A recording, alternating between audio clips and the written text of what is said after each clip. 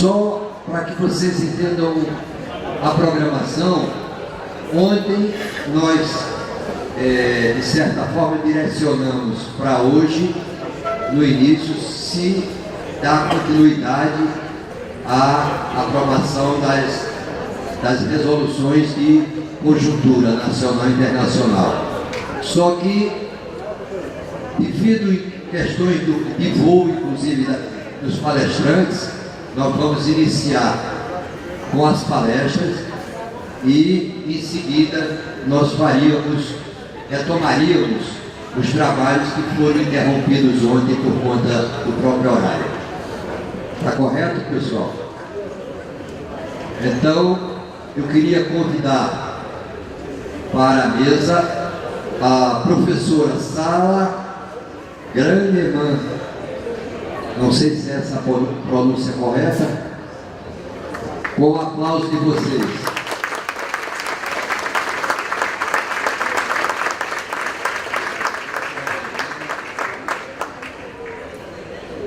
A professora Sara é da Universidade Federal do Rio de Janeiro. E o tema que nós vamos explorar é exatamente sobre um dos principais temas que hoje é a preocupação de toda a classe trabalhadora, que é a reforma da Previdência proposta pelo governo de plantão.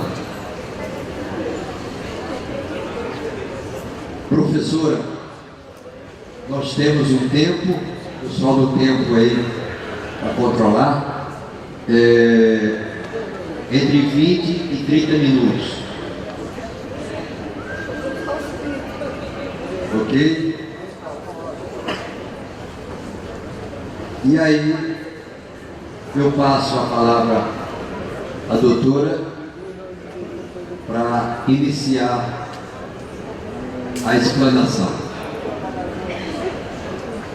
Bom dia. Agradeço os organizadores do Congresso, a Federação, pela JUF, pelo convite. Lamento que não possa ficar mais tempo, mas amanhã cedo eu dou aula e a militância é importante, mas eu também não posso prejudicar os estudantes que estão lá esperando para ter aula amanhã cedo. Então, por isso, talvez fique um pouco prejudicado o debate, né? As pessoas ainda estão chegando, mas vamos a isso.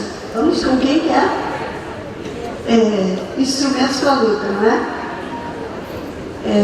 Uma saudação aos presentes, às mulheres presentes, e eu, como olhei ontem, não quero ser indelicada com ninguém, mas não posso me eximir de dizer que se a programação está correta, eu sou a única mulher painelista. Eu quero fazer uma saudação às mulheres e dizer que me sinto muito particularmente honrada por isso, mas quero dizer que eu e muitas outras mulheres, da universidade ou não, também sabemos falar sobre economia. Aliás, nós vamos falar sobre economia hoje. Que eu e tantas outras mulheres nesse país sabemos falar sobre direito. Que eu e tantas outras mulheres cabemos em qualquer um dos temas.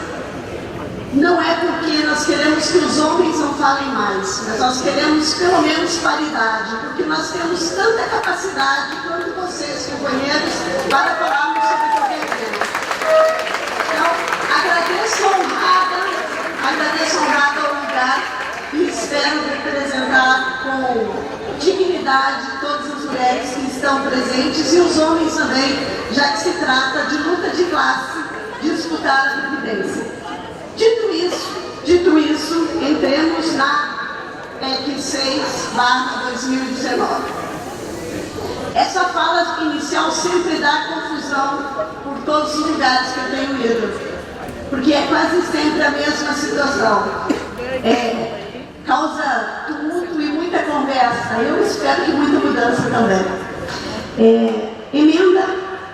Proposta de emenda à Constituição 6/19. Eu estou me ouvindo muito alto. Está muito alto? Estou falando muito alto? além de ser professora com uma turma grande sem microfone, eu sou entusiasmada com a proposta de construção desse tema, então posso estar falando muito alto, vocês me avisam aí. A PEC 6/19 foi encaminhada, como todos nós sabemos, no final de fevereiro ao Congresso. Essa proposta já passou, não com o sucesso esperado pelo governo Bolsonaro-Guedes, porque levou mais tempo na Comissão de Constituição e Justiça do que eles haviam pensado que levaria. E é uma vitória pequena, mas não deixa de ser uma vitória que tenham que, já no momento da Comissão de Constituição e Justiça, ter de falar que negociam aqueles 4 itens que anunciaram que podem negociar. Por quê? Porque na Comissão de Constituição e Justiça é só dizer se é constitucional ou não, e é inconstitucional. Há muitas partes dessa proposta que são notadamente inconstitucionais. Mas como nós soubemos desde 2003, Constituição não tem cláusula pétrea e não tem direito adquirido. Por quê? Porque se mudou, inclusive, o que era uma cláusula pétrea, que é a não contribuição dos aposentados e servidores públicos. Eu não gosto também da palavra servidor público, servidor é para servo da idade feudal. Nós somos, por isso, trabalhadores e trabalhadoras, força de trabalho que vendemos as nossas energias para o Estado. E nós aqui na dimensão do Estado, no momento do Estado federal, da União, porque o Estado é formado por 3 momentos: o momento municipal, o momento estadual e o momento federal. É um único Estado, um Estado de classe, mas que tem 3 momentos. Tanto é um único Estado que começa por dizer isso, então.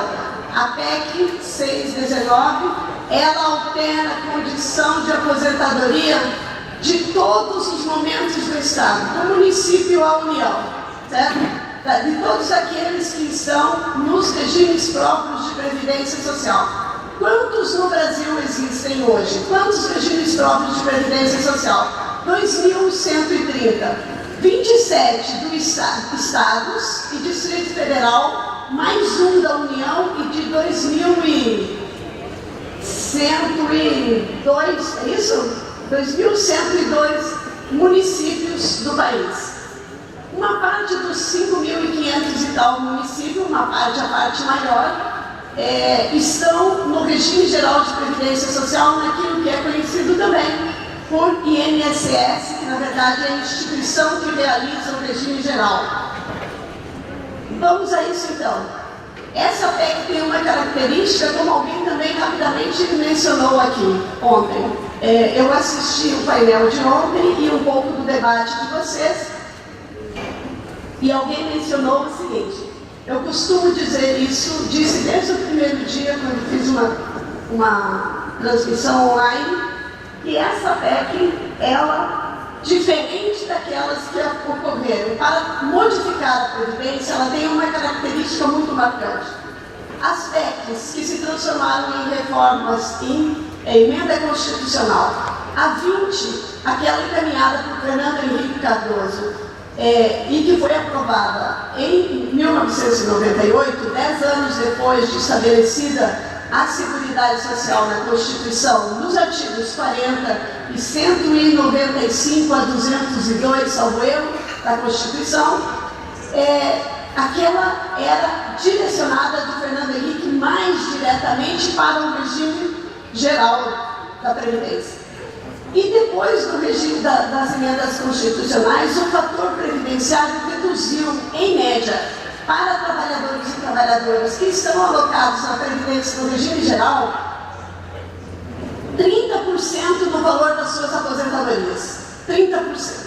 Isso na ponta do lápis, com um universo que não são os 34 milhões de benefícios, mas com um universo bastante grande, foram reduzidos os valores das aposentadorias que as pessoas tinham em 97 como expectativa de se aposentar. A partir de 98, elas se aposentaram com 30% menos do valor. E aumentaram seu tempo de contribuição, em média, em 7 anos.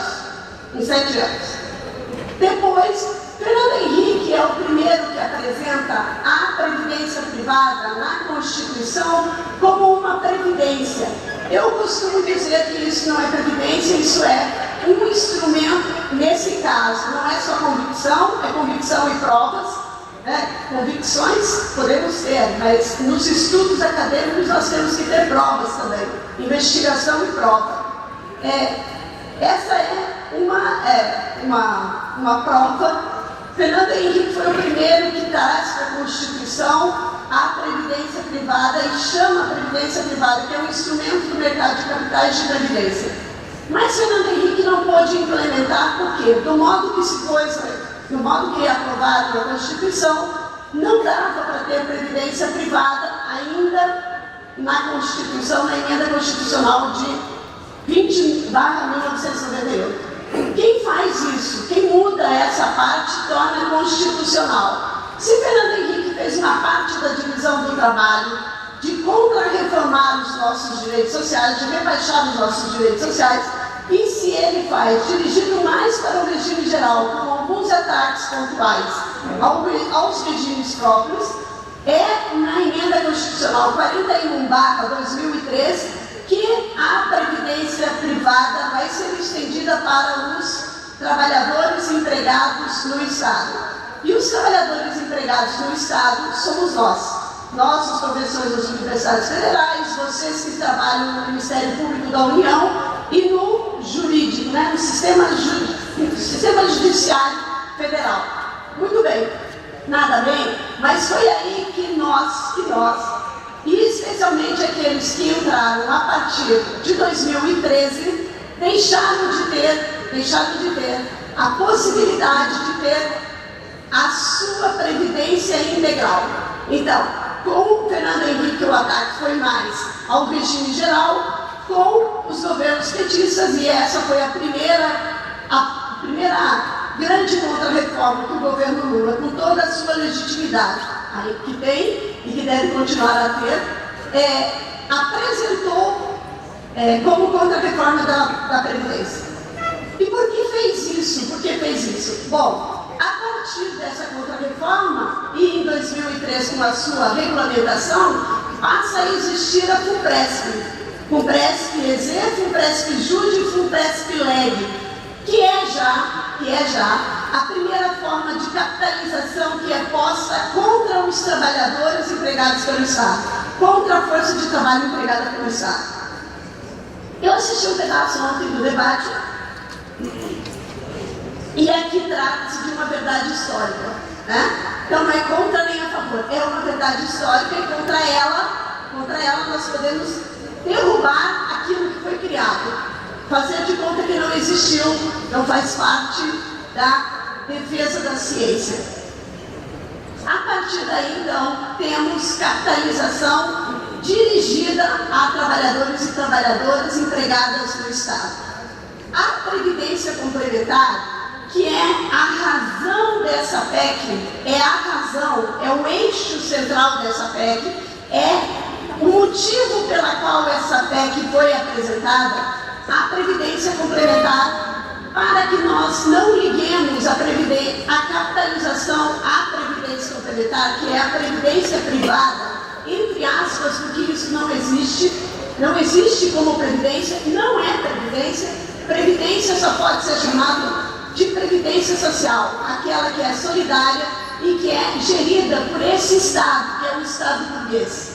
Porque nenhum capital pode fazer a gestão universal de previdência. Por quê? Porque os capitais concorrem entre si e um banco não pode universalizar o direito de todos os trabalhadores, assim como uma grande empresa também não universaliza o direito dos trabalhadores e não pode fazê-lo, mesmo que seja responsabilizada essa grande instituição, essa grande organização, por gerir a previdência privada. Então, a Previdência Complementar não aparece aqui como Previdência Complementar, por quê?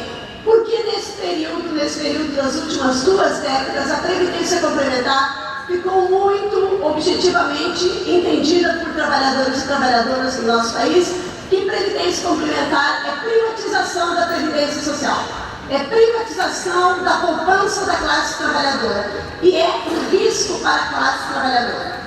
Então, para essa relação não ser feita de automático, para essa relação não ser explicitamente realizada por nós, classe trabalhadora, a privatização da Previdência aparece com um nome, com um sinônimo da Previdência complementar. Aparece como capitalização, que é a forma do investimento que se faz quando se tem um montante de dinheiro, seja previdenciário, dito previdenciário, entre aspas, previdenciário, ou não, então passa a se chamar de capitalização. A razão dessa PEC é a capitalização. A razão dessa PEC é a capitalização. Bolsonaro tem dito que pode retirar a capitalização dessa PEC. Só que, junto com a razão central dessa PEC, a capitalização, vem uma outra armadilha presente nessa PEC. Qual que é a armadilha fundamental presente nessa PEC? É dizer o seguinte: nós até podemos tirar a capitalização dessa PEC, desde que vocês nos autorizem desconstitucionalizar a PEC, o tema Previdência, desde que nos autorize desconstitucionalizar o tema Previdência. Por quê? Porque daí o Executivo e sua caneta BIC podem operar qualquer mudança no tema previdenciário, qualquer mudança. E não sou eu que digo isso, porque eu não diria uma barbaridade dessas nunca. Está no parágrafo 1º do artigo 40 e está também depois repetido no artigo 201A, que pretende alterar, portanto, os dois regimes públicos de previdência social, o regime geral e os regimes próprios. O Executivo pode, por lei complementar, não está explícito se é de fato a lei complementar ou pode ser uma medida provisória transformada em lei, pode ser um decreto, tudo isso está em aberto. Portanto, dá até para recuar, se tiver muita luta, da capitalização nessa PEC e aprová-la. Se aprovar a desconstitucionalização do tema Previdência. Tirei mais uma palavra sobre o geral da PEC e depois quero entrar no debate da capitalização. Porque, do meu ponto de vista, mesmo que não passe agora, se nós tivermos uma luta muito massiva, se nós conseguirmos colocar nas ruas todos os votos atribuídos ao candidato Haddad, talvez nós consigamos barrar essa contra-reforma. Com menos do que isso, estou achando que é difícil. Isso depende de uma unidade grande que não dissolve as nossas diferenças, mas que vai na frente para lutar pelo que é essencial. Essa PEC, como disse alguém ontem, como eu queria lembrar, é uma PEC que não é uma PEC para a contra-reforma da Previdência. É uma PEC que contra-reforma, no mínimo, 10 itens, e vou ver se me lembro de todos. Contra-reforma à Previdência no regime geral e nos regimes próprios. Contra-reforma à saúde em geral, porque tornará mais difícil a compra e distribuição de remédios. Então, altera a SUS. Contra-reforma à saúde do trabalhador. Por quê? Porque está instituído nessa PEC que os trabalhadores e as trabalhadoras, aposentados inclusive, podem ser chamados ao trabalho e reabilitados para um outro trabalho. Isso pode ser utilizado em tempos de quê? Em tempos em que não há concursos, como se anunciou já pelo presidente, e que faltem trabalhadores e trabalhadoras para executar as tarefas mínimas do Estado brasileiro. Terceiro, né? Quarto, altera o PIS. Quinto, altera o PASEP. Sexto, altera a destinação dos recursos de PIS, PASEP e altera o FGTS para o financiamento do BNDES, certo? Altera também, deixe-me ver, os benefícios assistenciais, altera profundamente o BPC, altera, são 10, Sara Grama, altera a Constituição, que não é matéria previdenciária, altera direitos de não ser mais uma votação por PEC, qualquer um desses temas, e o décimo, acho que terei de lembrar depois, que lembrei só de 9 agora, mas são 10 e eu nunca anoto porque confio na minha memória e ela falha. Muito bem. Então, se o objetivo central disto daí é a capitalização, o que é capitalização? No Brasil, a Previdência Social ela está dividida em dois pilares, dos quais eu já falei. O regime geral e o regime próprio. Regime próprio que tem 2.130 regimes particulares. A Previdência privada, cujo sinônimo é complementar, e que agora está sendo chamada, é a mesma coisa, de capitalização, a Previdência Complementar no Brasil também se estrutura a partir de dois pilares. A Previdência Complementar Aberta, que é essa que a proposta do Guedes, pactual, né? O pacto do Guedes, né? A Previdência Complementar Aberta. A Previdência Complementar Aberta é oferecida por quem? A Previdência Complementar Aberta é oferecida por bancos e seguradoras. Bancos e seguradoras, em geral. Em quase todo mundo que existe a Previdência Complementar, é o banco e a seguradora que vendem. O banco e a seguradora vendem capitalização em contas individuais. E é essa modalidade que o Guedes quer potencializar. Né? Capitalização individual, cada um com sua conta. Muito bem. Capitalização individual, dou-lhe os números. Capitalização individual, Previdência Complementar Aberta, em 2003, movimentava 53 bilhões de reais no Brasil. Hoje não, porque o último dado disponível nas páginas do governo é de novembro de 2018, movimenta 840 bilhões de reais. Cresceu quase mais do que 16.000%. Aposto que nenhum salário no judiciário cresceu a esses valores nesse tempo. Nem nas universidades públicas, aliás, não cresceram, né, os nossos salários. Muito menos a esse valor. Passou de 53 em 2003, que cresceu bastante, para 840 bilhões em novembro de 2018. Qual que é a média de pessoas que poupam nessa forma de não previdência? Nessa forma de previdência complementar, na previdência privada, se vocês quiserem, na capitalização individual. A média de contribuição mensal nessa forma de previdência é de R$350 mês. Isso quer dizer que a baixa salarial, ou que a renda salarial, que a renda familiar de quem poupa R$350 não passa de 6 a 7 salários mínimos. Quer dizer o seguinte: a classe trabalhadora está realizando esforços enormes e entregando parte da sua poupança, de comer melhor com R$350 ao mês, de poder fazer algum lazer, talvez com R$350, e está entregando, junto com o desconto da sua aposentadoria pública e junto com aqueles que não têm aposentadoria pública, está entregando R$350 mensalmente para os grandes bancos e as grandes seguradoras. Essa é a forma de previdência complementar aberta. Junto dela, ao lado dela, existe a previdência complementar fechada.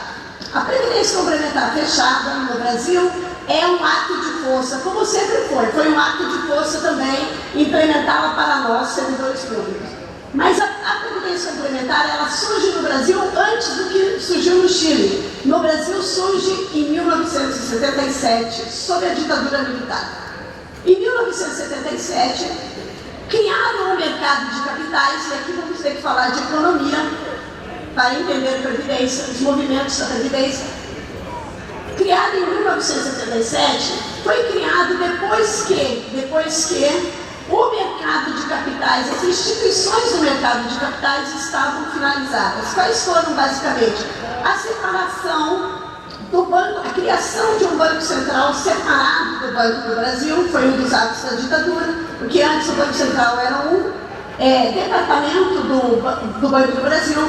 foi criada a Comissão de Valores Imobiliários, foi refeita o lugar da Bolsa de Valores, foram criados a maioria dos estados, dos bancos estaduais que já foram privatizados e não mais existem, como bancos públicos, e foram criados numerosos mecanismos, instituições do mercado de capitais e financeiros, porque eles ainda não existiam no Brasil. Como pela ditadura o Brasil entrou numa outra fase do desenvolvimento capitalista, e foi por isso a ditadura, e há um professor aqui do estado de São Paulo, de Itu, que já morreu lamentavelmente, mas que deu uma gigantesca contribuição para a compreensão do que é a nossa formação social, o professor Otávio Yanni, que escreveu um livro chamado Ditadura do Grande Capital. A ditadura foi operada pelos militares, mas é uma ditadura do grande capital que os seus executores são os militares. Nesse livro o professor mostra como isso foi importante para mudar a estrutura de desenvolvimento do Brasil. E aí, então, depois de instituídos os mercados de capitais, os militares e os militares das Forças Armadas, os militares e os grandes capitalistas, tanto os presidentes das empresas estatais, como das grandes empresas de automóveis, etc., que já estavam instaladas no Brasil, realizaram um seminário de um ano e cujas atas eu examinei para construir a minha tese de doutorado lá em 1999, 2000. Examinei os materiais que estão disponíveis nesse seminário. E eles concluíram generais de alta patente, por isso, né? Se são generais, são de alta patente, estrelados, como disse o tuiuteiro de plantão, se perguntaram: sim, construímos o mercado de capitais, e de onde virá o dinheiro para alimentar esse mercado de capitais? Mercado de capitais, todos nós sabemos, eu vou usar uma metáfora muito simples aqui, me perdoe. Mercado de capitais é o lugar onde se vende e compra capital. Capital, o que é capital? É dinheiro transformado, dinheiro que vai ser utilizado como capital para fazer mais dinheiro, se vocês quiserem.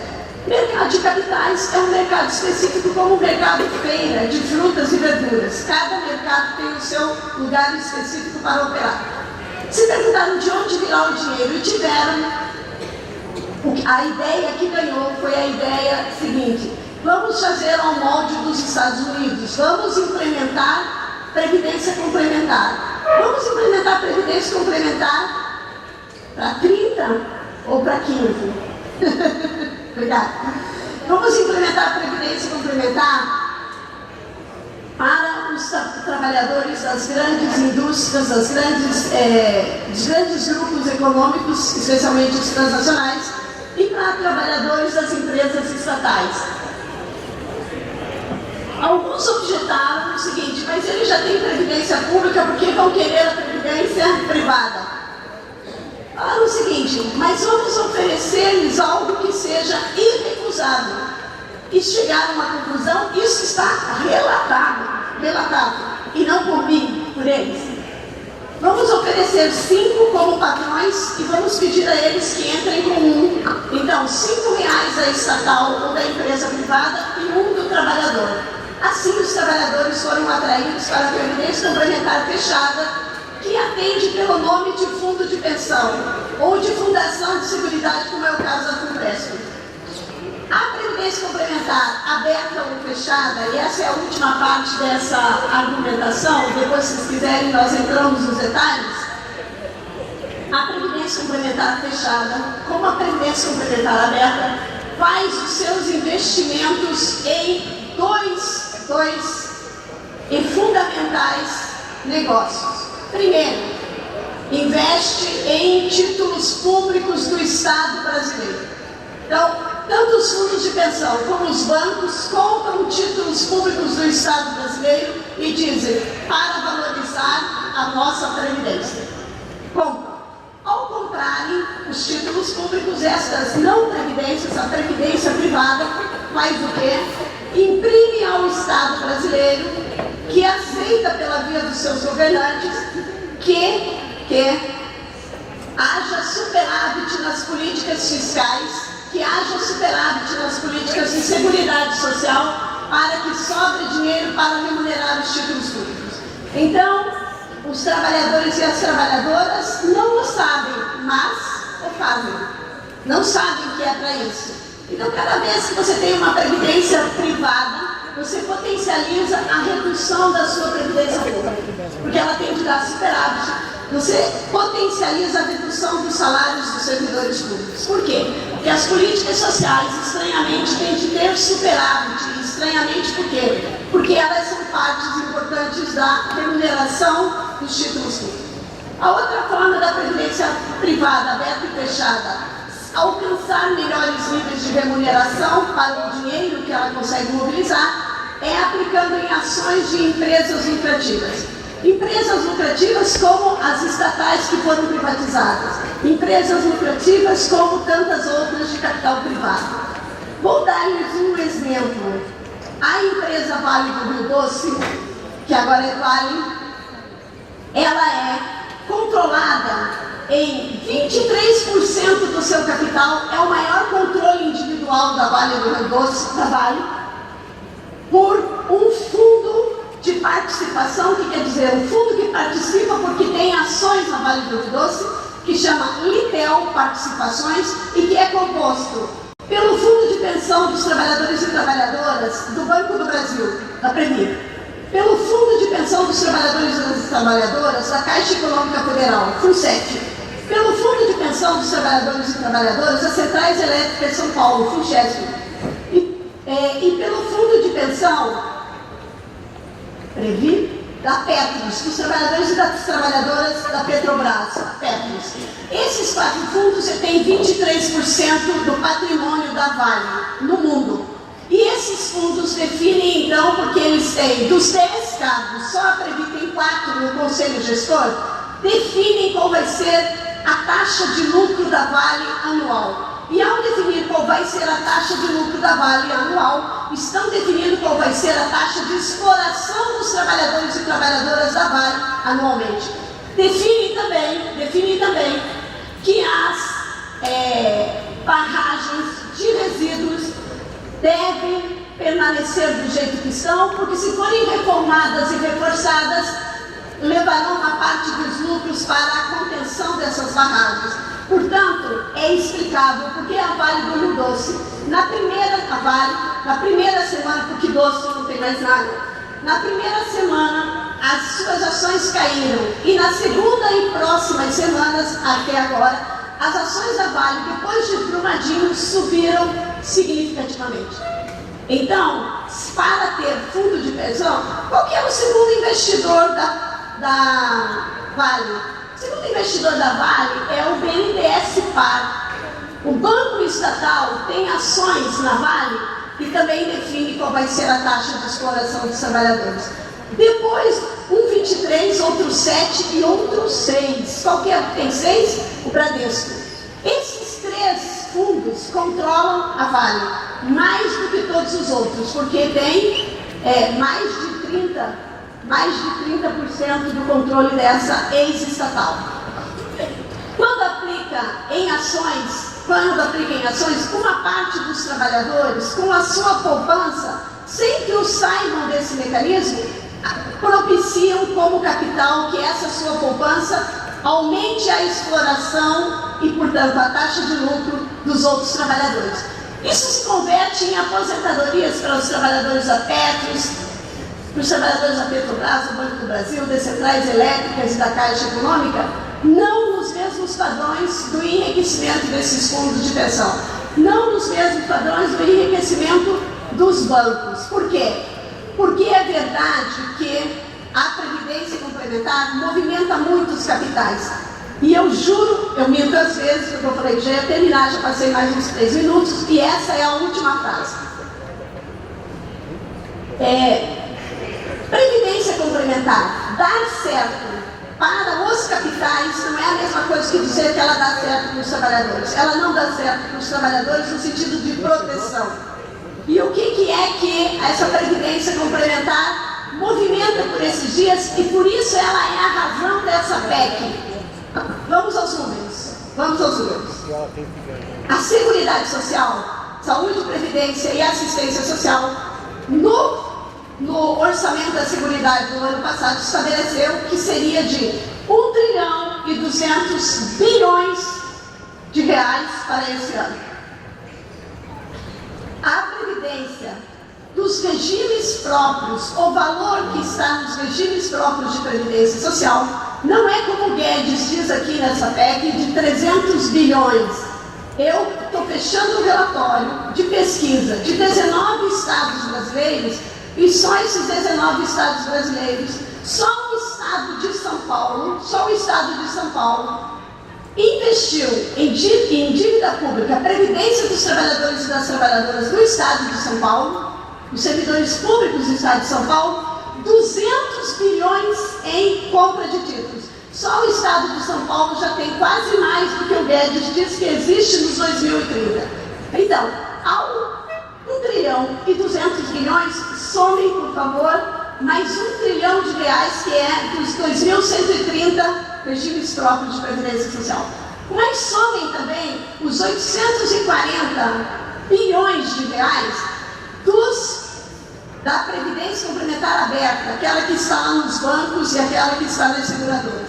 E por fim, somem a isso o patrimônio, os ativos dos fundos de pensão no Brasil, que hoje os números de novembro de 2018, em 920 bilhões. O tamanho da Previdência não é porque não tem dinheiro, o tamanho da Previdência, do ataque à Previdência, como nunca se viu, porque as outras atacaram a classe trabalhadora, mas essa ataca de conjunto, como disse a companheira ontem aqui, eu não sei quem ela é, nem o seu nome, porque essa ataca aos jovens, não lhes dando futuro, aos que já estão aposentados. Ninguém pode dizer, já estou aposentado, estou com a aposentadoria garantida, porque passando a desconstitucionalização, pode modificar inclusive as suas aposentadorias, pode chamar a trabalhar de novo. Ataca então velhos, idosos, aposentados e juventude. Ataca trabalhadores empregados pelos capitais, trabalhadores empregados pelo Estado. Ataca trabalhadores rurais, trabalhadores urbanos. Ataca mulheres e homens. Ataca toda a classe trabalhadora de conjunto. E a arrogância, talvez, dos 57 milhões é que leva a achar que pode aprovar a mais dura medida feita contra a classe trabalhadora de 88 até agora, que é essa PEC 6/19. Não há nada de déficit, não há déficit. Nenhum pesquisador sério na universidade, à esquerda ou à direita, que não esteja solto dos capitais, terá coragem de dizer que há déficit. Os que têm estão sendo remunerados por fora do seu salário. E nós sabemos quem são. Essa contra-reforma aqui, que não é só da Previdência, mas é do conjunto gigantesco de direitos da classe trabalhadora, termina o que a reforma trabalhista e a lei da terceirização não conseguiram fazer. Porque, inclusive, há o décimo ponto, mexe nos 40% do FGTS, que é aquela multa que a parte que os trabalhadores podem retirar e os capitais pagarem, certo?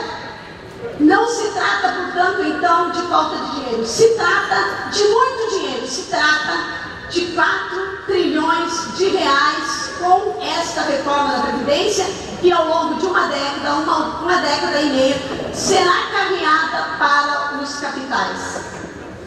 Se isso é verdade, eu estou abusando do tempo, mas eu não fiz 6 horas de viagem na vinda, mais 6 na volta, para falar de tudo.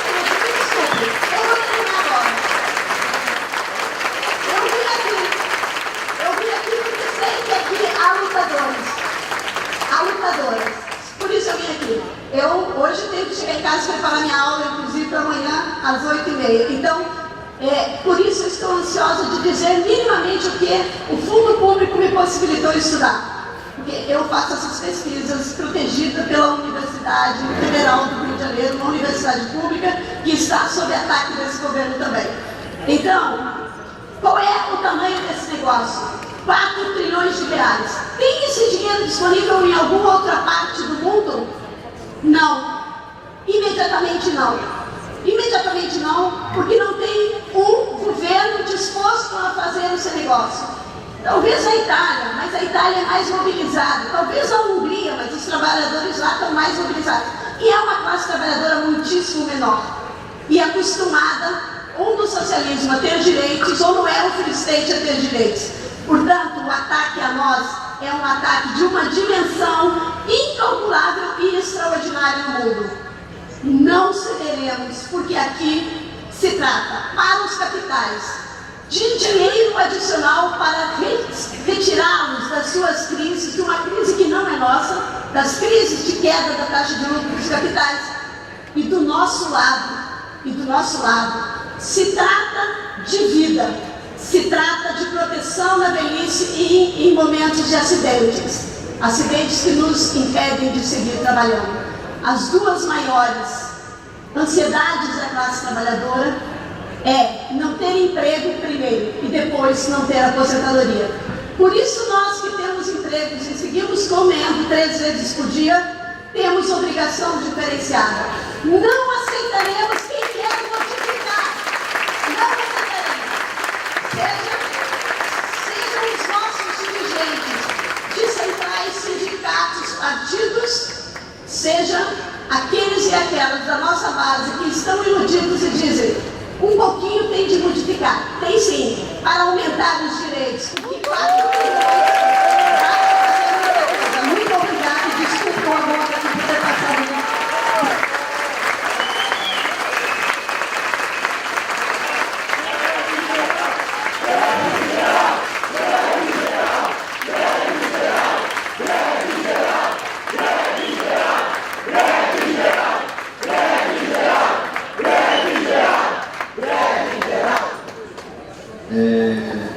Obrigado, professora Sara, e desde já, em nome de toda a direção da FENAJUF, estamos agradecendo a sua brilhante palestra e todo o esforço que foi feito para você estar aqui nesse momento abrilhantando o nosso 10º Congresso.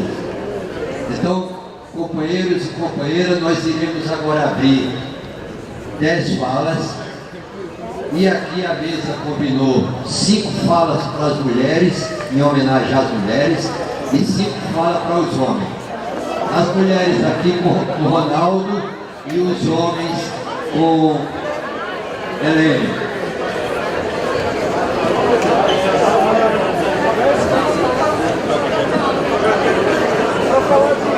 Aqui, ó.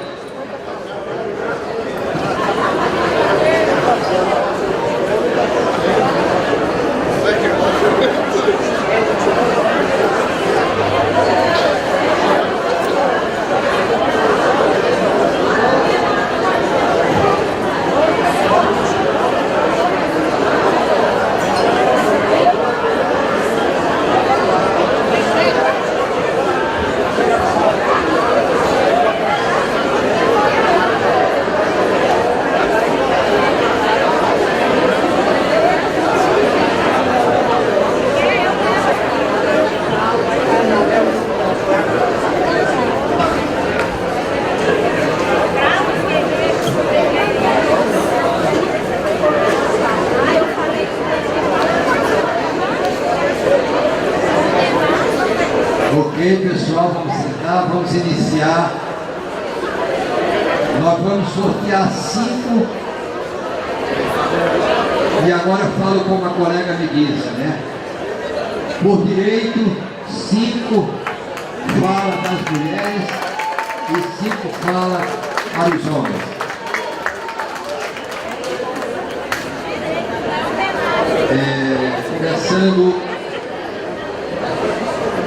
Começando, Ronaldo.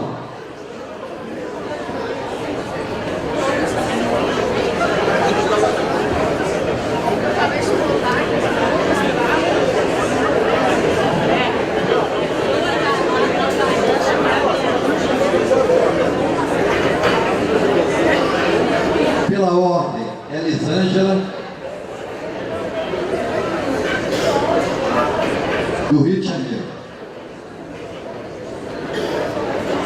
Rossana, do Rio Grande do Sul.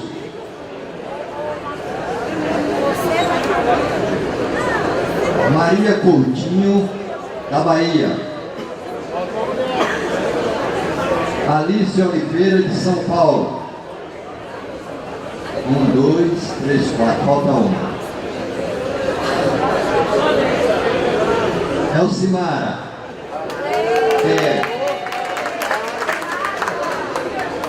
Agora vamos para os 5 homens. Saulo, Maranhão.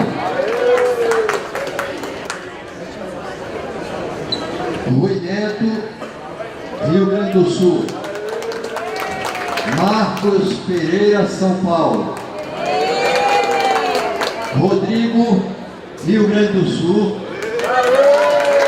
Fabiano Santos, São Paulo. Nós vamos intercalar um homem e uma mulher.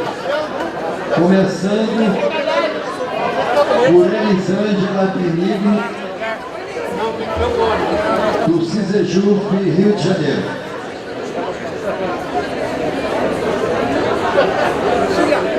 E quem não foi sorteado, pega aqui os crachás. Não. Sim, sim. Você quer fazer a pergunta? Sim.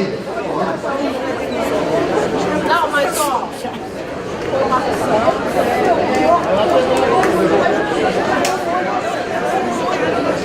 Cadê a Elisângela?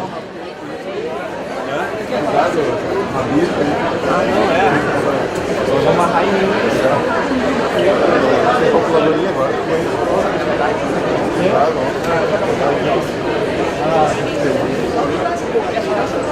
Elisângela. Você abre as ideias? Não, a gente está açúcar, a geladeira fechada, tem a questão do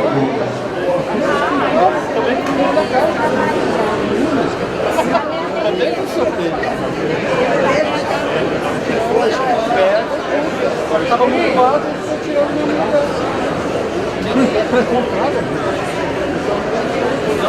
Agora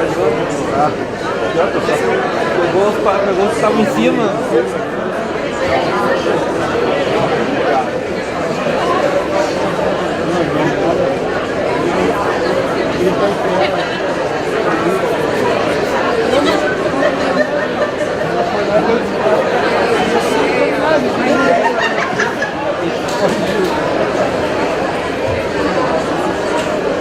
Como é teu nome?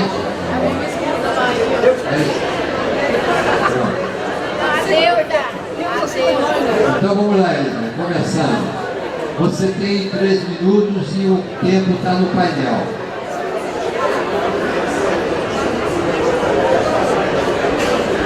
Durante, a gente faz rápido. Certo. Alô? Bom dia a todos e todas.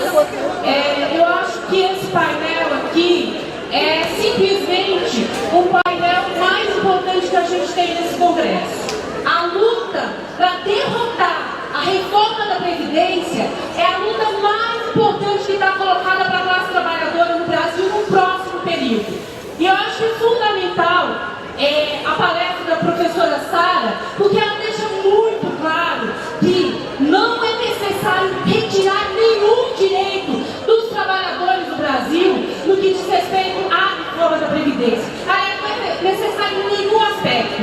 Mas a questão da reforma da Previdência, gente, é uma fraude muito grande dizer que é necessário fazer reforma porque falta dinheiro. E aqui eu acho que é fantástico que a gente possa contar com a sua contribuição e contribuição de outras pessoas que estudam a questão da reforma da Previdência para nos dar o subsídio para fazer essa discussão. Nós temos o dinheiro necessário para que os trabalhadores brasileiros tenham garantido a sua Previdência. Essa luta, gente, como foi colocado ontem, ela não é só muito importante pela questão da Previdência.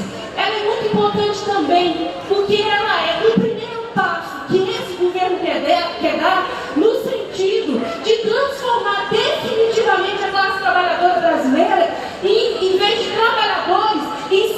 escravos. Esse é o objetivo, essa é a necessidade do capital hoje. Fazer com que os trabalhadores não tenham os direitos mais mínimos. Vão mudar completamente a nossa forma de existir e a nossa forma de viver, se essa reforma da Previdência passa. Além disso, essa reforma vai ser parâmetro para outros governos no mundo inteiro. É uma situação calamitosa. E mais, agora eu acho que a boa notícia primeiro, ela é desnecessária. Se nós invertermos, se nós mudarmos a lógica de funcionamento, de pensamento, é possível viver e viver muito bem nesse país sem reforma da Previdência. Aliás, só é possível viver bem nesse país daqui para frente. Só vai ser possível se nós não fizermos a reforma da Previdência. Então, acho que isso é muito importante. É o ponto central. É onde nós ganhamos o debate da mídia, do governo e de todos. Precisamos fazer. Mas precisamos completar alguma coisa, gente. Sem uma grande, poderosa greve geral nesse país que derrote nas ruas essa reforma, nós podemos ser derrotados. Porque nas negociações a gente perde. Agora, nas ruas, a gente não vai perder, não. A gente vai impor para esse governo que retire esse projeto e que desista dessa reforma. E aqui eu acho que eu preciso dizer o seguinte, não tem, a política de redução de danos, ela é danosa. O dano, gente, somos nós. Nós, servidores públicos, seremos frontalmente atingidos por essa política de redução de danos. Então, acho que aqui não tem nenhuma dúvida. É hora de construir a greve geral do Brasil. Salva. Trabalhador tem que contra a reforma do capital. Trabalhadores que fazem greve geral contra a reforma do capital. Trabalhadores que fazem greve geral contra a reforma. Primeiramente, agradecer a Sara. Esse é um dos debates mais importantes, não o mais importante desse congresso, né? E a qualidade da expositora, né? E faz uma avaliação da Previdência com todo o seu caráter, né? De uma reforma da Previdência do mercado. E como foi muito bem discutido ontem, são reformas da burguesia. Desde 88 foram 6 intervenções na Previdência. E todas as 6 intervenções foi a serviço do capital e contra os trabalhadores. E os empresários que devem mais de 450 bilhões ganham com desoneração da folha, que se ampliou desde 2015 no governo Dilma e permaneceu no governo Temer. Também com vários refinanciamentos para o capital. Por exemplo, quando foi salvar o Temer da denúncia do Supremo Tribunal Federal. E ela falou muito bem, Fernando Henrique atacou a serviço da burguesia a Previdência, principalmente no setor privado, com o fator previdenciário. Veio Lula a serviço da burguesia e implementou a reforma da Previdência de 2003, que atacou basicamente os servidores públicos e os aposentados. Depois, teve mais uma reforma estruturante no governo do PT, quando se esperava acabar com o fator previdenciário de Fernando Henrique. O Congresso decretou o fim do fator previdenciário, mas o Lula, em um dos últimos dos seus atos, vetou o fim do fator previdenciário. E logo após, em mais uma reforma estruturante, a Dilma implementou o fator 8595, que é importante comentar, sabe? Que vira 90-100, somar a idade e tempo de aposentadoria. Isso foi feito também uma reforma estruturante no governo Dilma. E em 2013, a Dilma implementa a capitalização, quando entrega a previdência pública dos servidores para o capital através do FUNPRESP. Então, como foi discutido ontem, esses governos de plantão que estão a serviço da burguesia implementam reformas contra os trabalhadores. Agora a gente tem uma reforma ainda pior no governo Bolsonaro, mas a gente tem a clareza que se fosse o Haddad, teria uma reforma da Previdência, como ele anunciou, uma reforma da Previdência só para o serviço público. Se fosse o Ciro, como ele anunciou também, teria uma reforma por capitalização.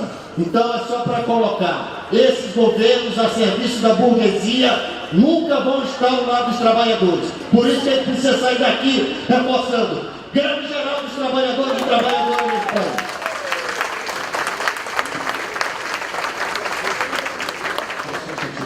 Gente, pedir sempre ao plenário para fazer silêncio na explanação dos companheiros e companheiras, tá?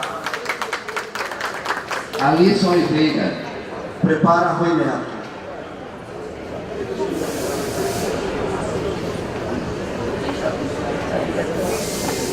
Bom dia, companheiras e companheiros. Eu queria manifestar aqui o meu repúdio a essa homenagem feita às mulheres, que nos dá 50% do direito de estar aqui. Ocupar esse espaço aqui não é homenagem, companheiros e companheiras, é direito nosso.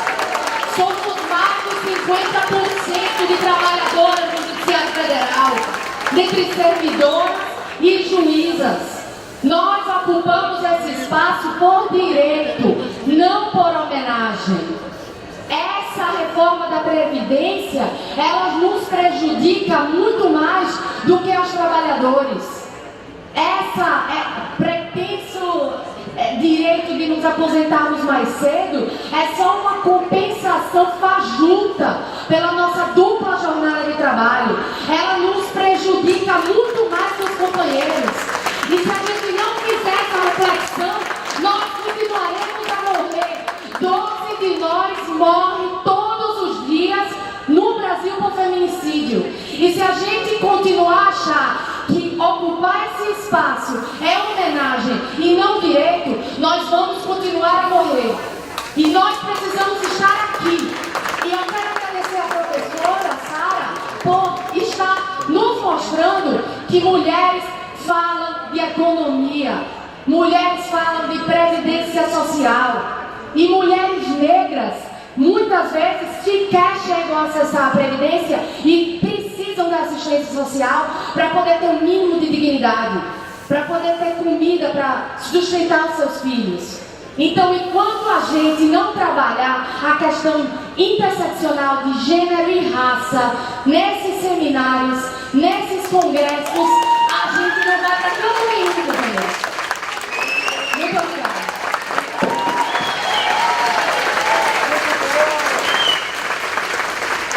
Rui Neto.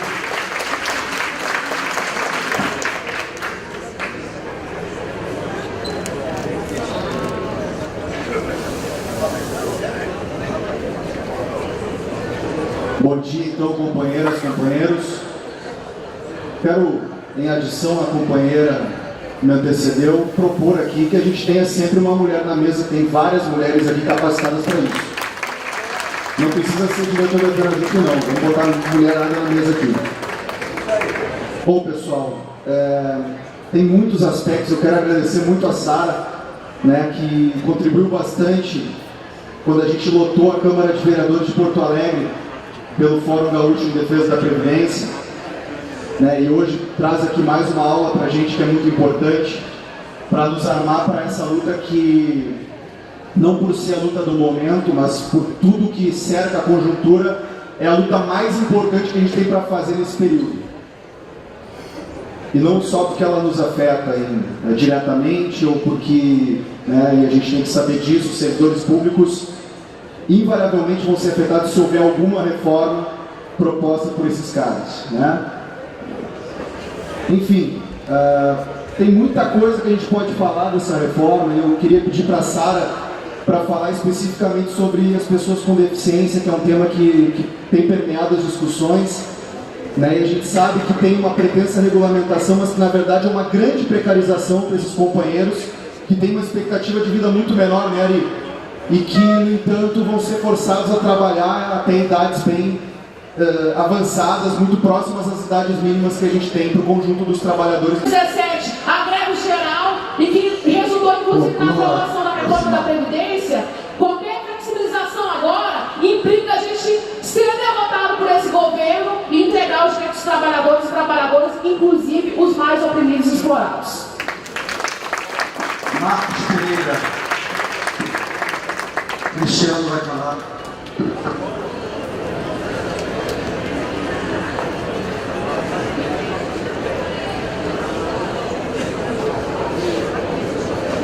Bom dia, companheiros e companheiras, bom dia, mesa.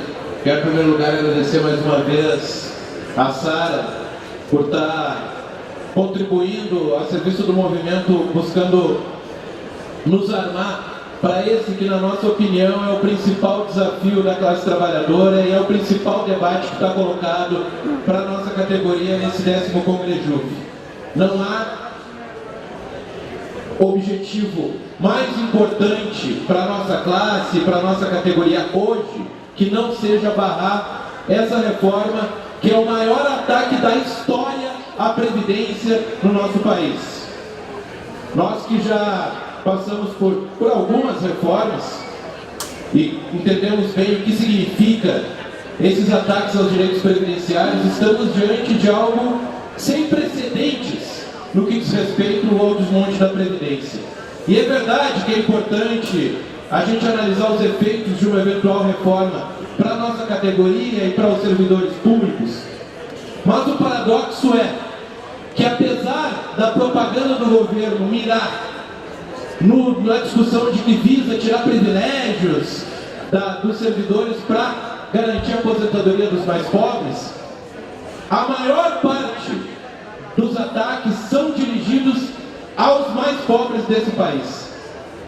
86% da economia que eles pretendem com a reforma da Previdência virá de cortes no regime geral e no benefício de prestação continuada. Salvo engano, quase 20% da economia é de cortes no PPC, que são aqueles idosos e deficientes em condição de miséria no nosso país.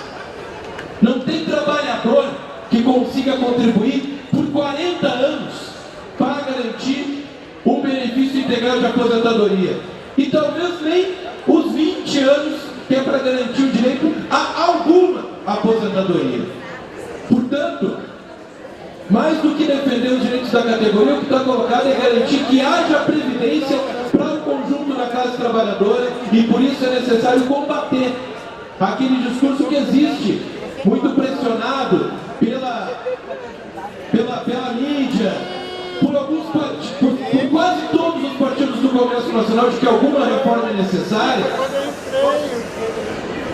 e explicar que a gente precisa barrar de qualquer forma o avanço da Previdência, porque, na verdade, está sendo saqueada a Seguridade Social ano após ano.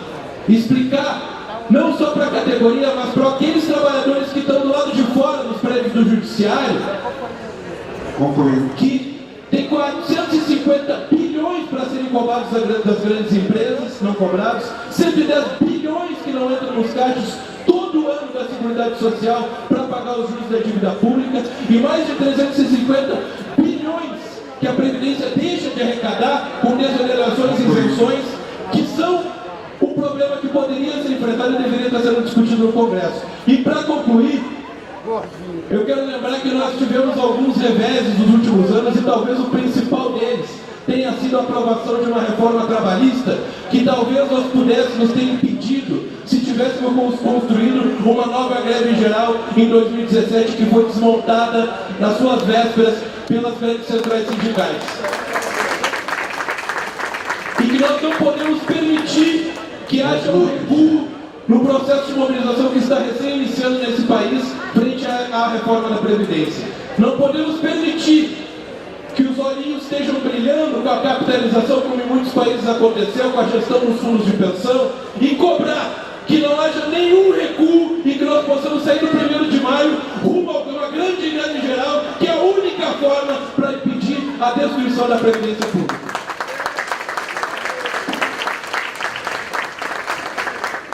cena, prepara Rodrigo Nesso.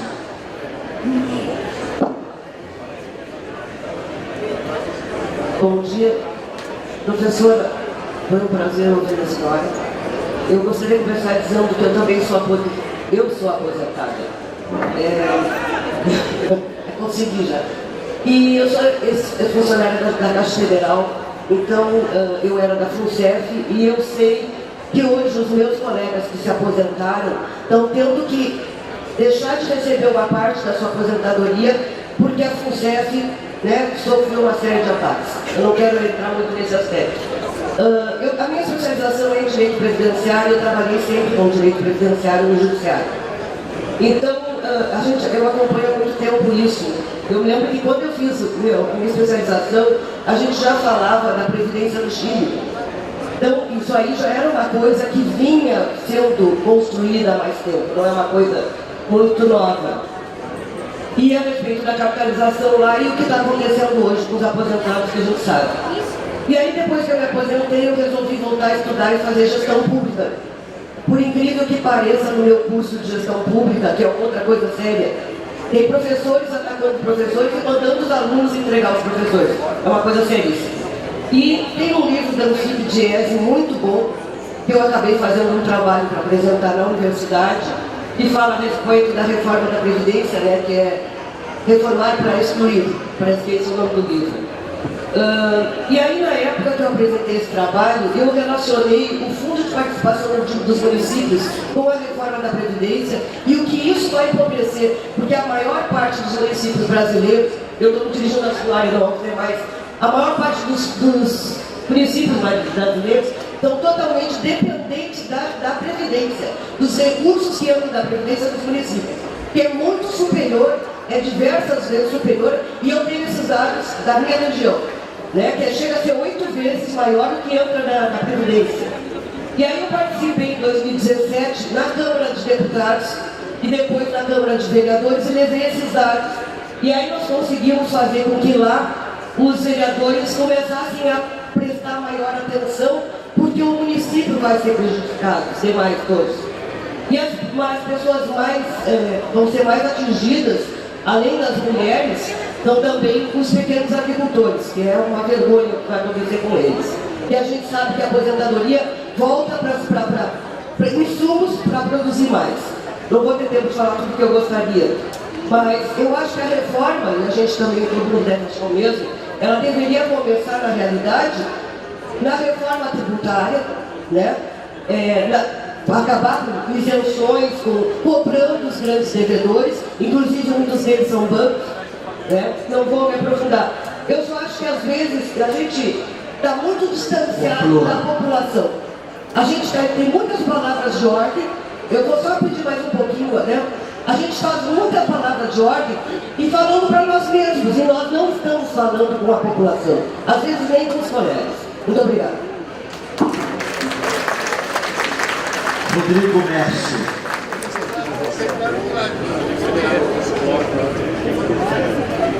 Bom dia a todos e a todas. Eu vou dirigir minha fala para a companheira Elaine. Eu quero falar que eu me sinto muito honrado por participar dessa categoria, porque essa categoria tem consciência de classe também. E honrado também por poder escutar a doutora Sara, tenho escutado em Porto Alegre, no fórum. Pelo que eu entendi, doutora Sara, o problema da Previdência não é o dinheiro. Dinheiro tem bastante. Ok. Eu queria que a gente falasse um pouco justamente sobre as pessoas que não recebem benefícios como aposentadoria. O pessoal do BPC, né? O pessoal que não contribuiu e que recebe apenas o benefício e que com essa reforma vão ser os maiores prejudicados. Então eu acho importante a gente ter essa consciência que aqui nós somos privilegiados, nós temos emprego, nós temos uma possibilidade de se aposentar, mas lá fora tem muita gente que não tem emprego, que não tem possibilidade de se aposentar e que precisa desse benefício, que agora essa reforma vem reduzir pela metade. Né? Então é importante, eu peço para a doutora, desculpa, não é a doutora, é a professora Sara, fale um pouco a respeito do benefício de prestação continuada e mostre que a PEPA, não só para manter esse benefício, como para ampliar essa possibilidade para o resto da população. Obrigado. Bom dia, gente. Muito obrigada pelo colega dividir a falar comigo. Eu vim aqui só para lembrar que nós, mulheres, os nossos direitos são todos transitórios. Em qualquer situação de crise, os primeiros direitos que são diminuídos, que são extintos, são os nossos. E isso eu falo, não é nós enquanto categoria de servidoras públicas federais não, porque como o colega ressaltou aqui, nós somos privilegiados. A nossa briga tem que ser para a gente barrar esse combo de retrocesso, porque é tudo orquestrado, não tem nada que é ao acaso. É um projeto de desmonte que vem já de longa data e que agora se acelera, que veio a terceirização irrestrita e nossa categoria, em grande parte, se quedou silente porque achava que não ia ser atingida, mas isso nos atinge. Veio a reforma trabalhista e a gente continuou naquela movimentação morna. E agora, quando a água está prestes a bater na nossa bunda, que aí a gente vem aqui para discutir, porque olha, não pode a reforma da Previdência. Mas não é só para a gente não, é para o modelo de sociedade que a gente quer. Porque a gente, enquanto servidor público, a gente tem que defender um modelo de sociedade que se sustente e que seja justo para todos. Não é só para a gente não. Obrigada.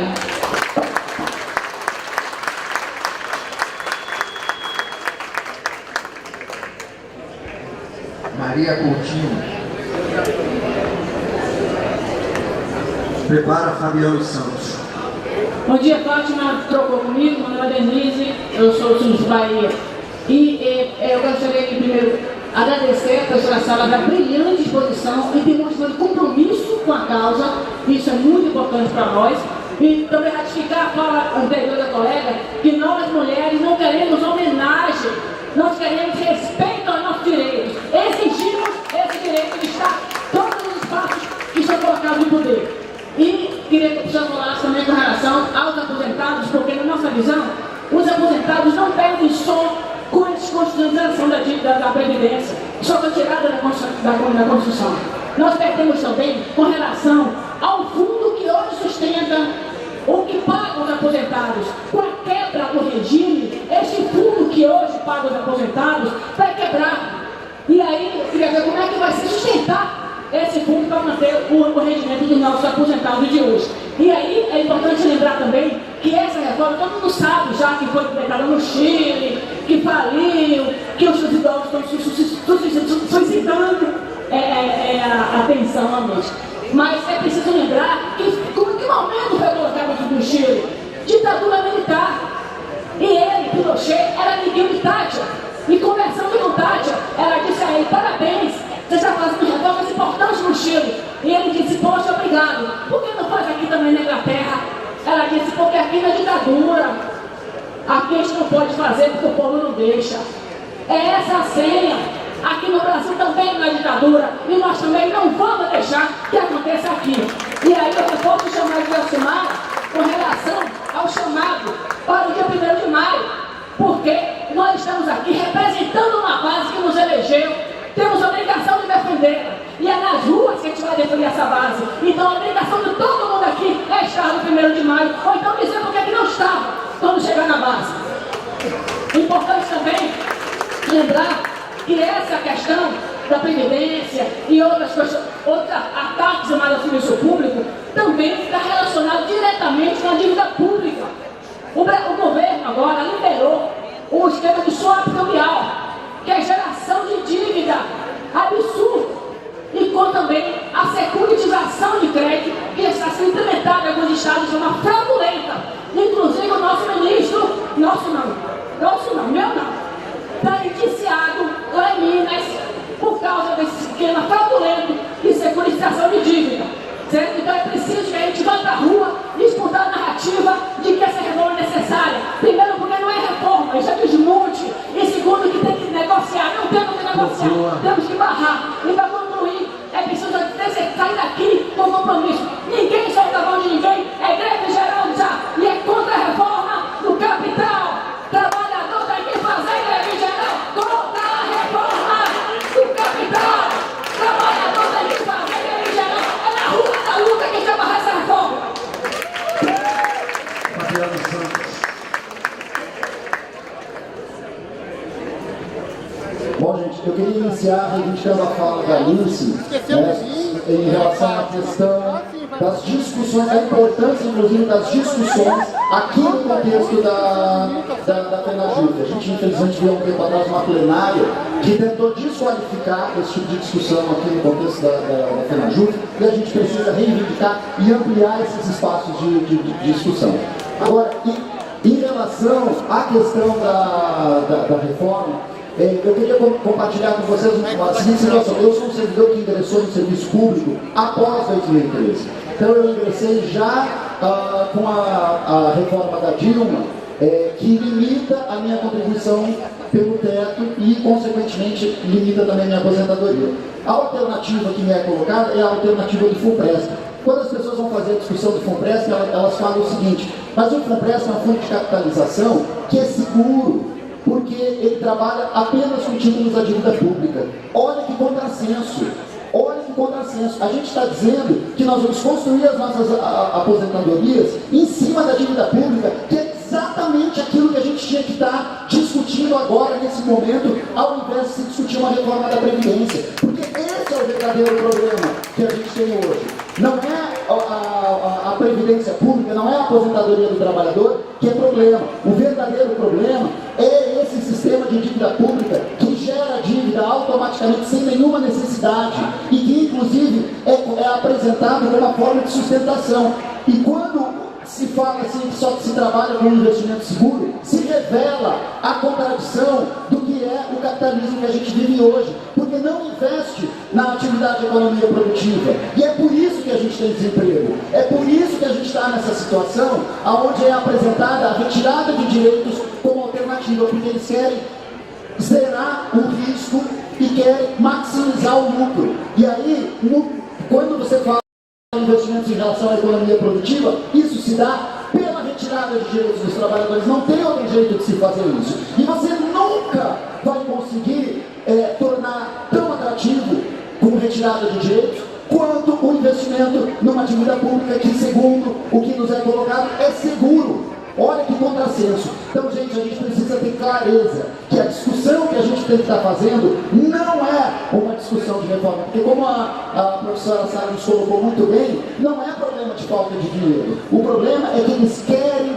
esse dinheiro alimentando ainda mais esse sistema de dívida pública e não querem discutir o problema, não querem fazer essa discussão com a sociedade, porém é nossa obrigação fazermos essa discussão. Então a gente tem que ter clareza disso, tem que ter clareza de que o que a gente precisa fazer é construir uma greve geral para enfrentar isso, e nós vamos fazer isso sem nenhum tipo de negociação. Nós não vamos entrar nessa luta aí contra o fim das nossas aposentadorias, dizendo, como foi dito, inclusive, infelizmente, numa assembleia nossa lá em São Paulo, reivindicando a negociação que foi feita em 2003 e dizendo que foi o que garantiu alguns direitos. Não! A negociação é o que retirou os nossos direitos. Então a gente tem que ter essa clareza que nós vamos entrar enfrentando com a construção de uma greve geral nas ruas, alimentando todas as iniciativas que forem construídas conjuntamente pelas centrais. Inclusive, nesse sentido, convido a todos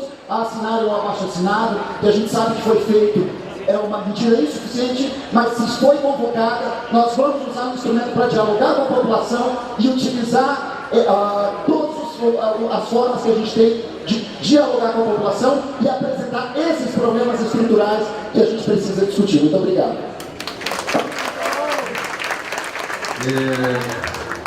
Devo dizer ao plenário que o próprio Fabiano apresentou, junto com uma colega, estou esquecendo o nome dela, uma questão de ordem, em que ele pedia mais uma ou duas inscrições.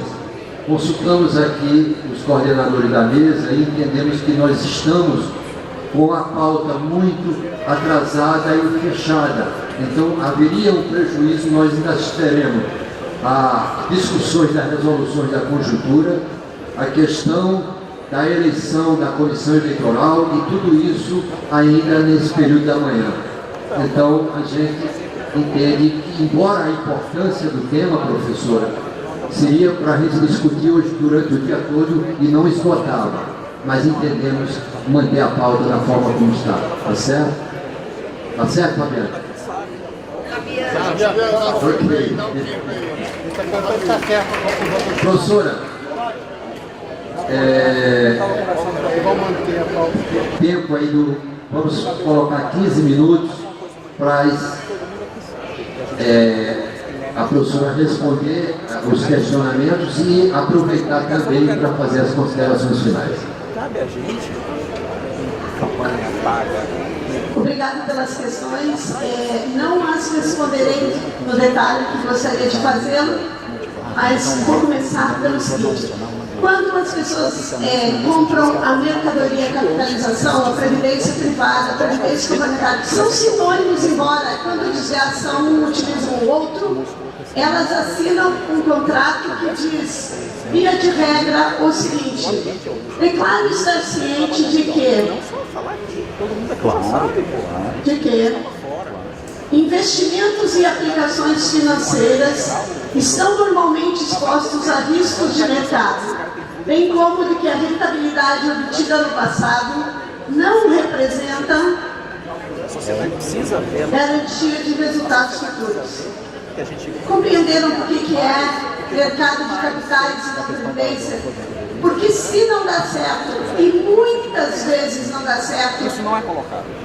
Nem a instituição bancária, nem a seguradora, nem o fundo de pensão se responsabiliza. Eu investiguei como pesquisa mais de 400 fundos de pensão no Brasil, que são mecanismos privados dos mercados de capitais, não são previdência. Não. E as fichas de filiação existem em todos eles. E para que depois, quando quebrem, digam o seguinte: mas eu não sabia. Bom, mas você assinou. Então as fichas de filiação dizem isso. E as pessoas, a despeito disso, assinam. Certo? É claro que isso são as letras miúdas das fichas dos fundos de pensão e daquele documento que te vende o teu gerente na tua agência, certo? Se eles dizem isso, é para a gente passar longe disso. Por quê? Porque previdência ou é solidariedade, ou ela não é previdência. E essa referência vem de longe. Previdência como solidariedade começou na Comuna de Paris, embora ninguém lembre disso, ou não queira lembrar. Mas eu lembro porque eu fui pesquisar lá e sei que estava lá o começo da solidariedade entre os iguais. Quero dizer que eu posso deixar alguns dos slides que eu tenho aqui, que eu acabei não projetando.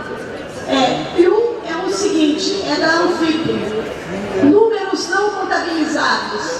Então, vamos para as ruas pedir para que esses números sejam contabilizados e pagos.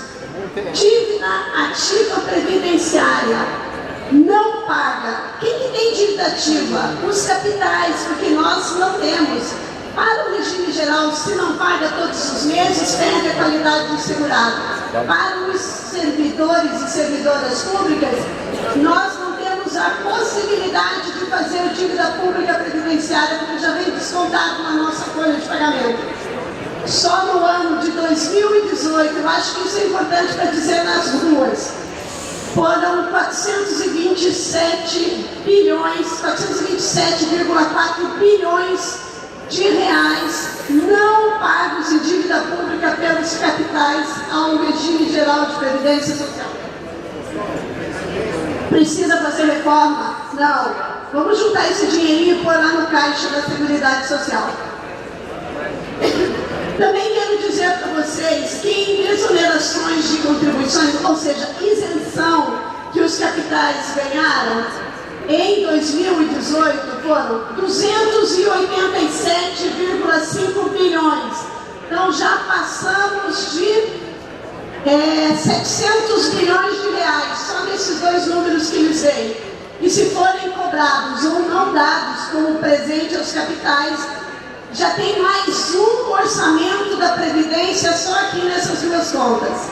Eu quero lhes dizer também que a sonegação previdenciária pelos capitais, que são bancos, agronegócio e grandes indústrias, é de 500 bilhões ao ano.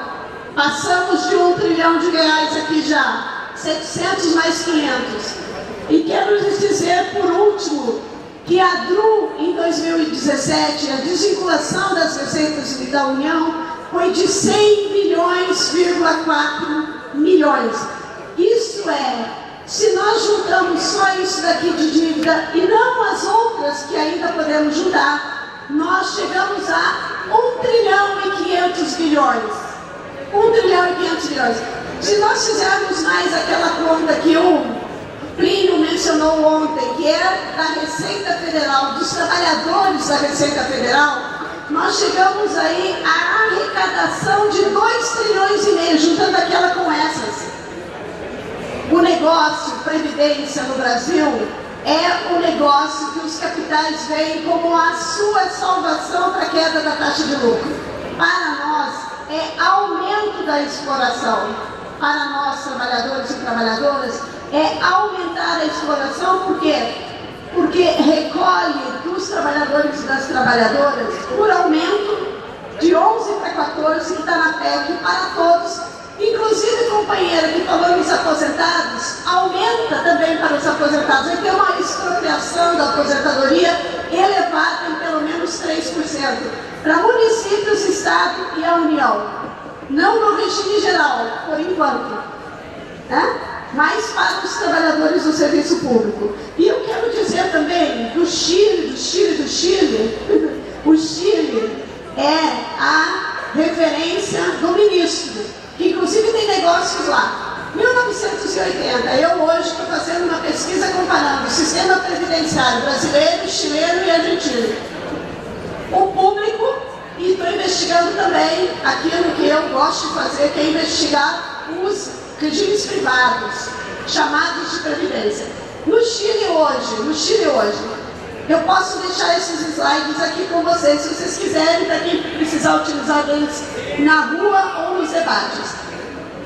78% das aposentadorias no Chile, 78% das aposentadorias privadas no Chile estão abaixo do salário mínimo. O salário mínimo chileno é de $424.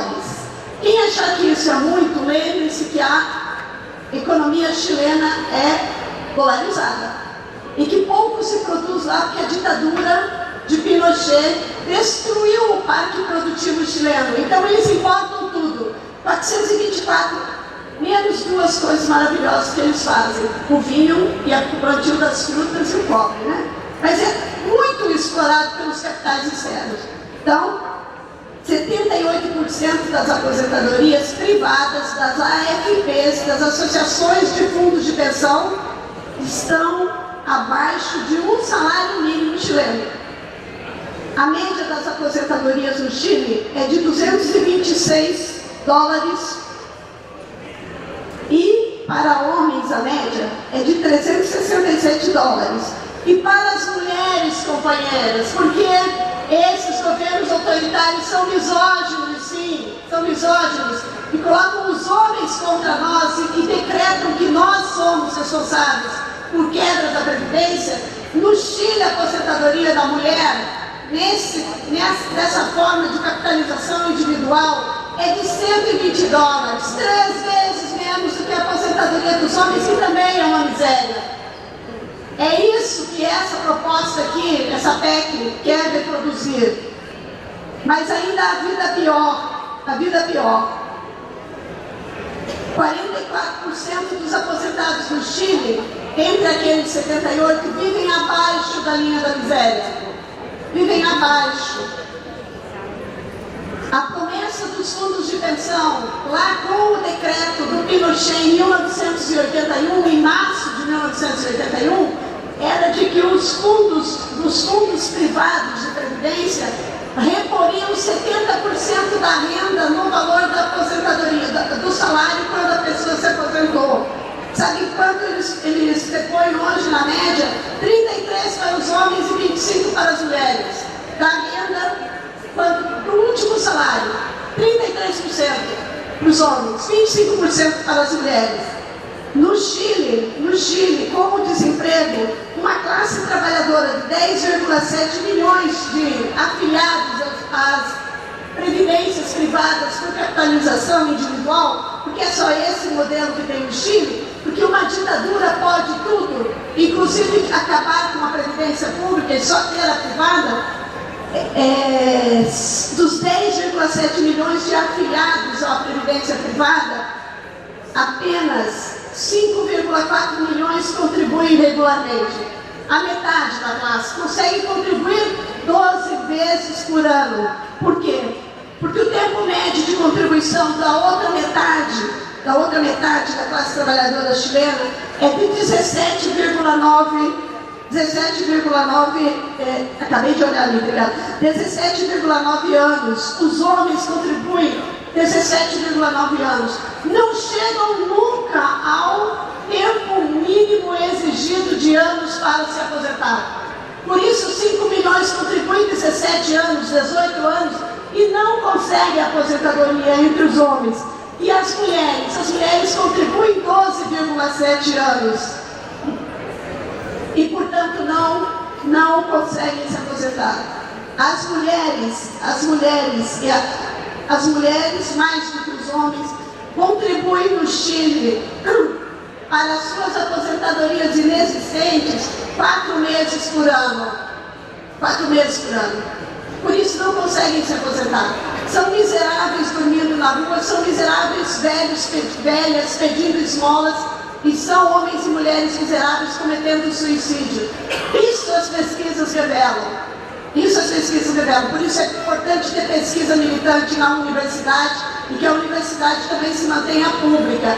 Mas não é diferente no Brasil. Vocês sabem qual é a média de contribuição de uma trabalhadora doméstica no Brasil? 6 meses por ano.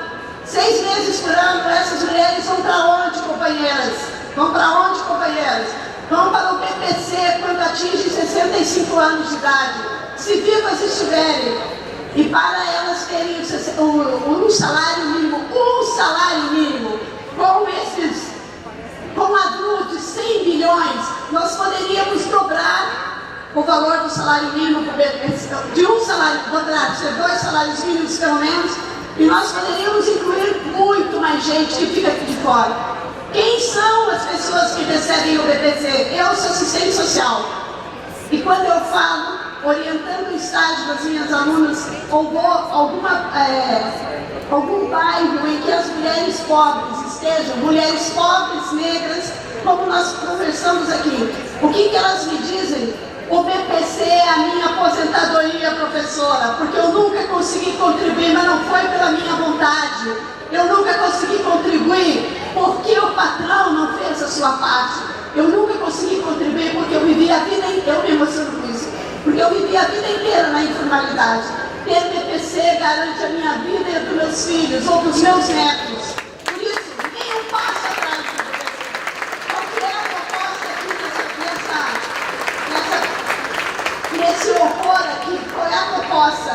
Que quem passar de 65 para 70 anos, hoje a exigência mínima é 65 anos de idade, demonstrar que a renda per capita familiar é abaixo até um quarto do salário mínimo, ou seja, R$249. O debate dessa PEC fala que vai alterar a fórmula do cálculo, vai baixar esse valor e mais gente ficará de fora, porque se colocar em 200 ou 180, mais gente ficará de fora porque ganha 240, 251. Então, aqueles e aquelas que já estão com dificuldades de receber o BPC vão ter de ter 70 anos de idade e renda mais baixa para poder se inserir no BPC. E se demonstrar miserabilidade antes dos 70 anos, pode ser que receba então R$400. E não é nem metade do salário mínimo. E isso está exposto em termos nominais, quer dizer que 3 anos depois vai ser menos do que 400. 4 anos depois vai ser muito menos do que 350. Quem são as mais atingidas? São as mulheres. E dentre as mulheres negras. E dentre as mulheres negras que estão aonde? Que são domésticas e que são da agricultura familiar, extrativistas e povos originários. Mas essa proposta de previdência não é uma proposta de previdência como eu espero ter deixado minimamente argumentado. Essa proposta é a possibilidade que os capitais veem de sair das suas crises, transferindo miséria e crise para nós. Por isso ela é inaceitável. A regra de transição e cada ponto da contra-reforma, eu digo a vocês, cada ponto da contra-reforma há o argumento e há dados. Nós temos isso, a nossa tarefa na universidade é fazer isso. Pesquisas para pô-los a serviço da luta de classe.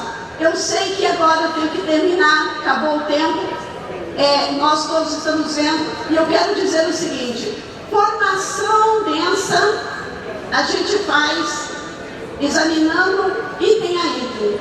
Eu quero dizer que eu compreendo, nenhum congresso pode fazer um curso dentro do congresso, nenhum congresso de trabalhador, mas eu estou à disposição, militante,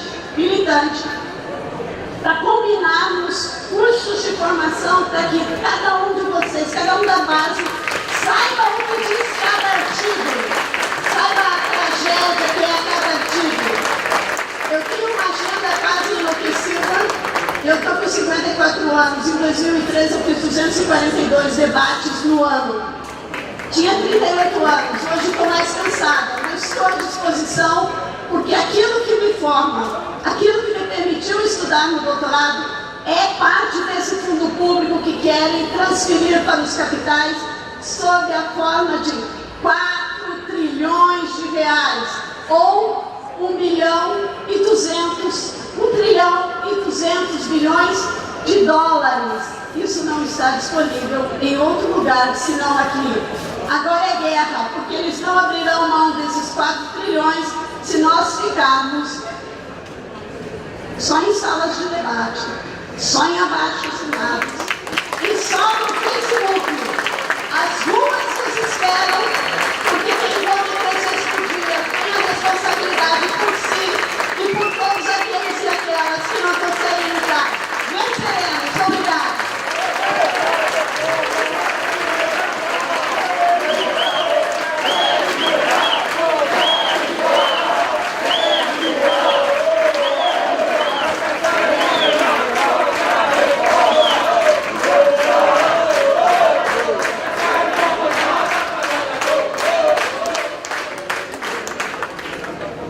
Gente, brilhante, estamos aqui emocionados com a plateia, como recebeu essa brilhante palestra.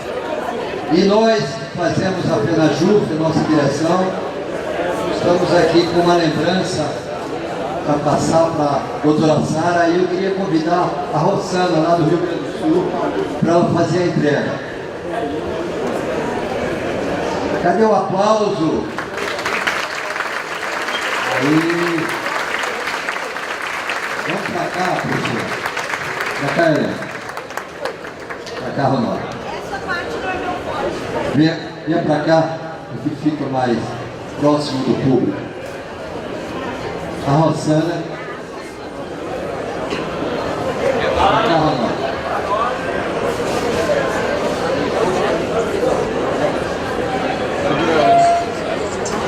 Essa é a homenagem da FENAJUF, a nossa palestrante. Obrigado, doutora Sara.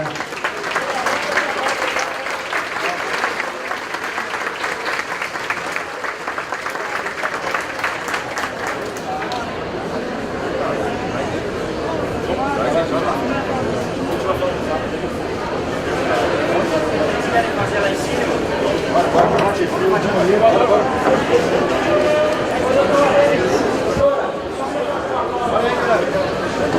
Vamos, Eliane.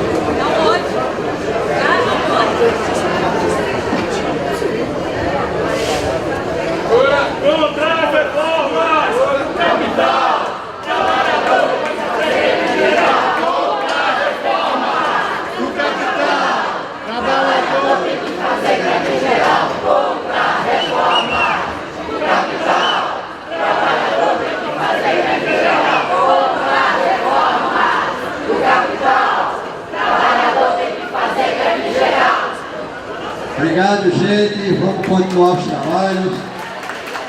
Obrigado, professora.